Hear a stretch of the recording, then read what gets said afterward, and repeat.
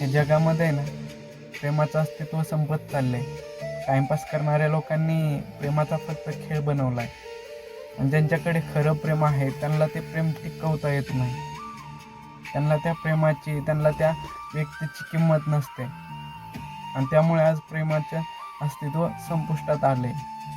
त्यामुळे प्रेम फक्त नावाला बनलंय. आता फक्त प्रेमाच्या नावाखाली लोक टाइमपास करतात, हवसने भरलेले आहेत.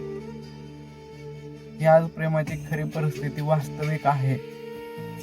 माझ्या तर वाटेला काय खरं प्रेम आलं नाही, पण आतापर्यंत टाइमपासवालंच प्रेम आलं.